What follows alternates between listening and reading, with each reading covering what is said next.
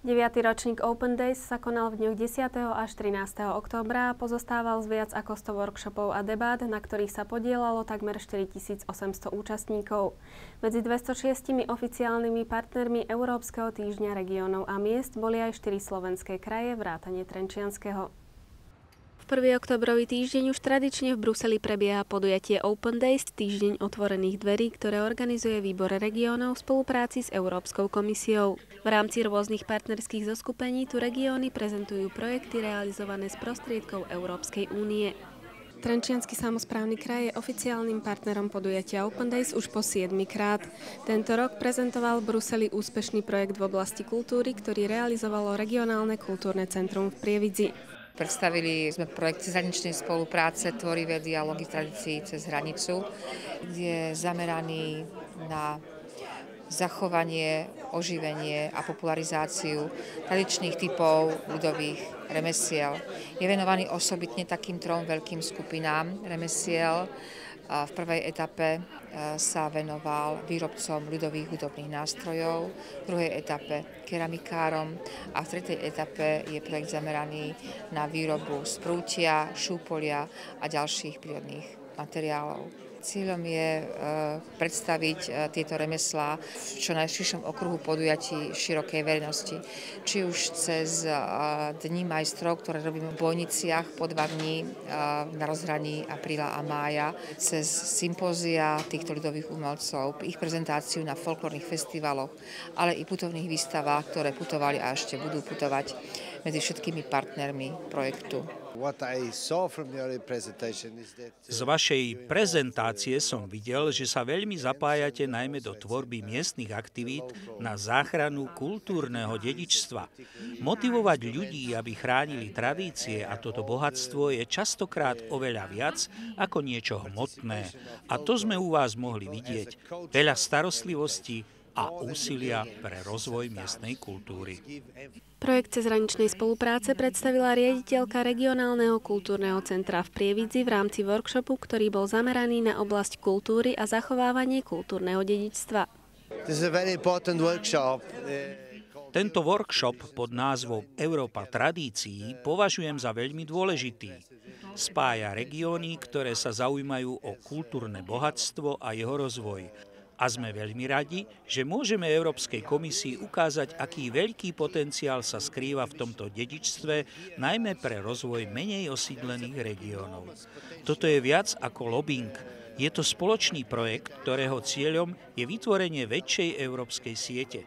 Pritom počítame so všetkými partnermi, najmä so Slovenskom, Trenčianskym regiónom, ktorý má úžasné kultúrne dedičstvo a dúfam, že aj v budúcnosti budeme môcť počítať s vašim hĺbším zapojením sa do tohto projektu.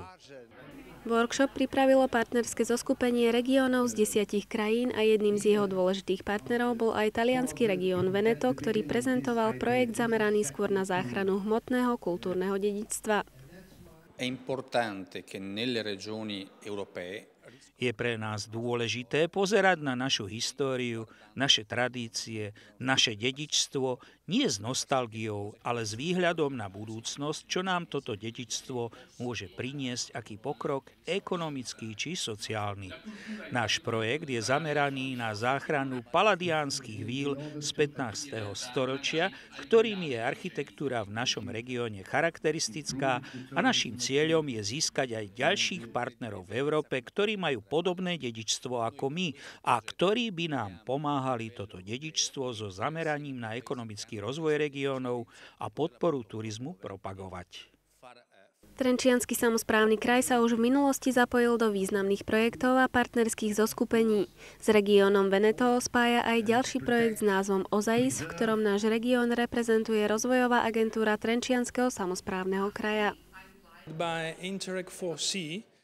Tento projekt je realizovaný v rámci jedného z najdôležitejších projektov Európskej únie Interreg 4. Región Veneto v ňom vedie ďalších 12 regiónov a hlavným cieľom je vzájomná výmena skúseností. Spoločnými silami chceme zistiť, ktorá cesta k realizácii politiky štátnej pomoci či grantov je najefektívnejšia. Váš región je jedným z najdôležitejších partnerov, ktorých v tomto projekte máme. Minulý rok sme v Trenčíne absolvovali veľmi dôležité stretnutie.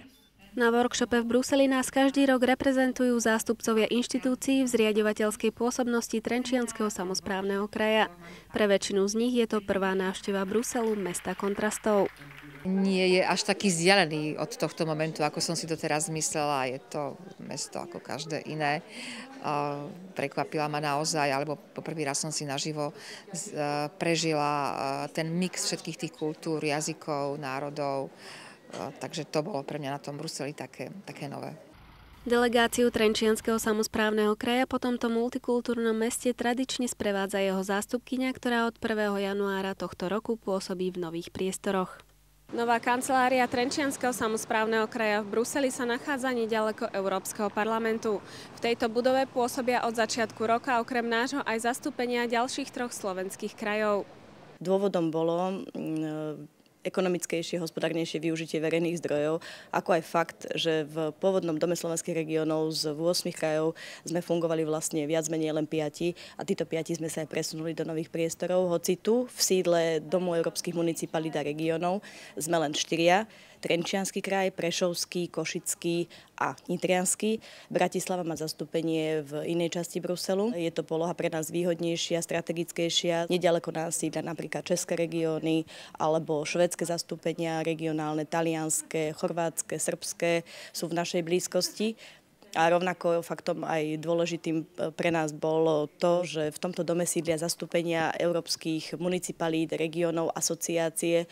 Napríklad môžem spomenúť takú zaujímavosť, že v tomto dome má sídlo a zastúpenie aj kancelária Združenia ZMOS. Cieľom regionálneho zastúpenia v Bruseli je sledovať proces tvorby európskej legislatívy a snažiť sa ho podľa možností ovplyvňovať v súlade s regionálnymi prioritami.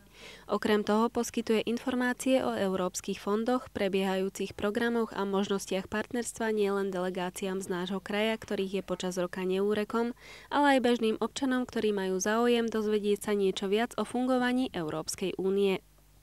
Nové sídlo Trenčianskeho samosprávneho kraja v Bruseli sa nachádza na Square de Meuse. Všetky kontaktné údaje, vrátanie mobilných telefónnych čísel a pevnej linky, rovnako ako aj e-mail nájdete na stránke tsk.sk v rubrike Zastúpenie TSK v Bruseli.